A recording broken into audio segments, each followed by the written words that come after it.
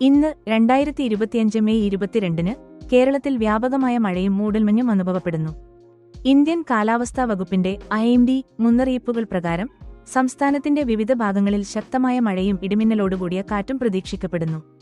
മഴയും ഇടിമിന്നലും കേരളത്തിലെ പല ജില്ലകളിലും ശക്തമായ മഴയും ഇടിമിന്നലോടുകൂടിയ കാറ്റും അനുഭവപ്പെടും.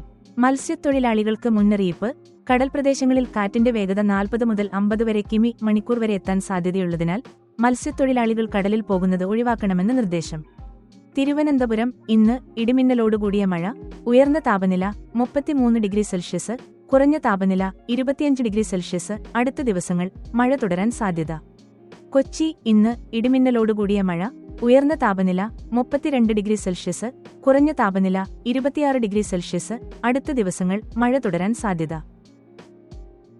കോഴിക്കോട് ഇന്ന് ഇടിമിന്നലോടുകൂടിയ മഴ, ഉയർന്ന താപനില 32 ഡിഗ്രി സെൽഷ്യസ്, കുറഞ്ഞ താപനില 25 ഡിഗ്രി സെൽഷ്യസ്. അടുത്ത ദിവസങ്ങൾ മഴ തുടരാൻ സാധ്യത. തൃശൂർ ഇന്ന് ഇടിമിന്നലോടുകൂടിയ മഴ, ഉയർന്ന താപനില 32 ഡിഗ്രി സെൽഷ്യസ്, കുറഞ്ഞ താപനില 26 ഡിഗ്രി സെൽഷ്യസ്. അടുത്ത ദിവസങ്ങൾ മഴ തുടരാൻ സാധ്യത. കണ്ണൂർ ഇന്ന് ഇടിമിന്നലോടുകൂടിയ മഴ, ഉയർന്ന താപനില 32 ഡിഗ്രി സെൽഷ്യസ്, കുറഞ്ഞ താപനില 23 ഡിഗ്രി സെൽഷ്യസ്. അടുത്ത ദിവസങ്ങൾ മഴ തുടരാൻ സാധ്യത. ഇടുക്കി, പത്തനംതിട്ട, എറണാകുളം, തൃശൂർ, കോഴിക്കോട്, വയനാട്, കണ്ണൂർ, കാസർഗോഡ് എന്നിവയിൽ ശക്തമായ മഴയ്ക്ക് സാധ്യതയുള്ളതിനാൽ ഈ ജില്ലകളിൽ ജാഗ്രത പാലിക്കാൻ നിർദ്ദേശം. കടൽ പ്രദേശങ്ങളിൽ കാറ്റിന്റെ വേഗത 40 മുതൽ 50 വരെ കിമി/മണിക്കൂർ വരെ എത്താൻ സാധ്യതയുള്ളതിനാൽ മത്സ്യത്തൊഴിലാളികൾ കടലിൽ പോകുന്നത് ഒഴിവാക്കണമെന്ന് നിർദ്ദേശം.